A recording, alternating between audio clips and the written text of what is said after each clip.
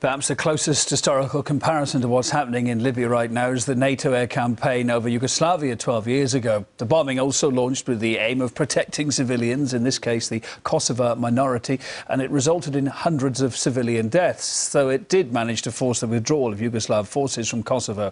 Let's talk to Balkans expert Marko Gasic now to see if any parallels can be drawn. Good evening to you, Marko. I mean, NATO's attack on Yugoslavia at the time caused a lot of criticism from nations and human rights groups, didn't it? Just how justified are such humanitarian missions, like we saw then, maybe like we're seeing now?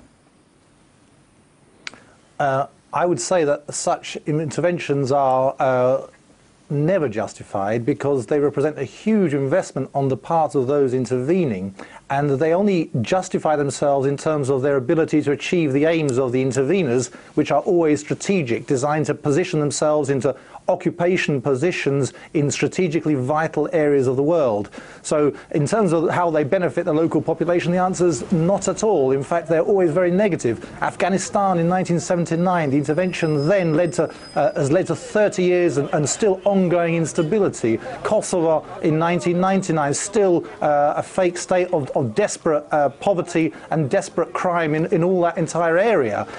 Bosnia was an opportunity for peace and diplomacy. They didn't take it, and a war ensued there as well. Iraq, we know, another nightmare. We have, and now we're building up to a new Iraq in Libya. Basically, these interventions have never led to successful conclusions. They lead to open-ended Western occupations and regional instability on a continuing basis designed to justify those occupations. That's what they're about. So you're saying lessons have not been learnt along the line by the US and allied forces from these previous military campaigns? Well, the lessons have been learned very well. The people who are doing the campaigns are very well versed in the lessons. They know, for example, based on the experience of Kosovo, not to allow ceasefire monitors in because they can tell you who's breaking the ceasefire. Now, in the case of Libya, the Libyan foreign minister accepted the resolution as it was passed the other day and said that he demanded observers to monitor the ceasefire straight away. Why wasn't that invitation taken up? Because if we want a genuine dialogue, as the resolution called for, if we want peace and an end to violence, then we need a ceasefire, we need dialogue between the parties. Bear in mind that in Western countries, it takes 5 years to enable regime change, and it's the outcome of a long process of dialogue. Over in Libya and the Middle East, it seems that the expectation is to create regime change in 5 days and to do it at the point of a Tomahawk cruise missile. Marko, what is your prognosis for this conflict? Gaddafi's promising a long war. Is that just words of a man with bruised pride, or do you think he will fight out to the last? Where's it going to go, do you think? Well, with half the population, as I see it, on his side, Libya really does look like becoming a new Iraq. I presume we'll be seeing depleted uranium missiles thrown by the benevolent humanitarian Western aircraft onto that population there.